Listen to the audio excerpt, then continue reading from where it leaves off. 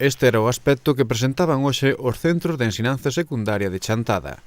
Escasa actividade e aulas baleiras. Pola contra, nos de primaria houbo escasa participación. Centrámonos nos CIES, que foron os que de alguna maneira romperon ca normalidade. No Lama das Quendas, por exemplo, houbo unha elevada participación. Pois a nivel alumnado o nivel de incidencia é bastante alto. De feito, dos 3 días que pararon os rapaces, hoxe estamos no 83% de ausencia. O primer día empezamos co 39%, o segundo día fomos a un 50% e hoxe estamos no 83, algo por cento. É un nivel alto. Se bachelato non entrou, solamente temos a 2 alumnos que entraron.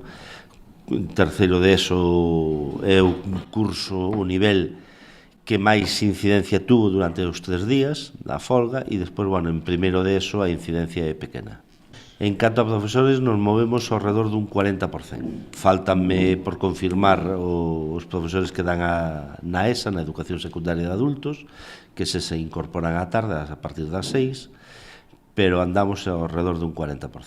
No caso do IES Val do Asma, a participación nesta xornada de folga tamén foi seguida maioritariamente polo alumnado do centro. A incidencia entre o profesorado é do 33%, somos 30 profesores e faltan 10, o sea que a terceira parte non veu traballar hoxe, e do personal de administración e servicios son 6 persoas e tampouco veu unha.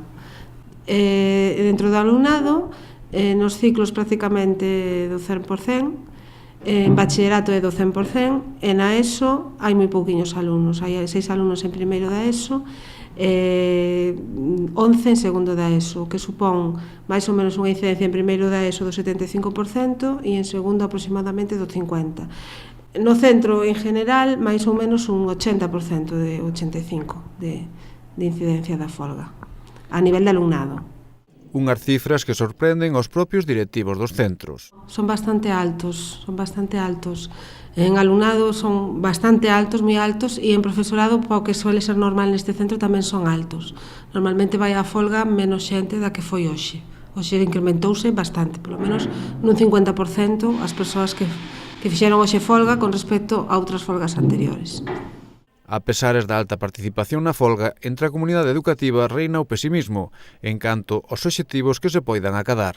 Non se ve moito que podan valer para moito, non sabemos exactamente cales poderían ser as medidas de presión, porque realmente a comunidade educativa, polo que se ve nestes datos, está disconforme con esta lei. Pero penso que o sentir é que non se vai a conseguir gran cousa, a pesar de manifestarnos ou a pesar de protestar. É un pouco o sentir que eu escoito entre o profesorado, entre os pais, entre os alumnos, é o que eu escoito. É totalmente. O problema é que a LOMCE está aprobada xa, e entonces a folga, pois claro, protesta sí, pero nestes momentos xa non hai nada que facer, está aprobada. En canto ás cifras xerais da folga, a lectura por parte dos que convocaron é de éxito, con máis do 80% de participación, mentres que a Consellería di que foi o 26% os que acudiron á folga. Está claro que algún contou mal. O que sí que podemos ver hoxe é que na comarca de Chantada non funcionou nin a cafetería.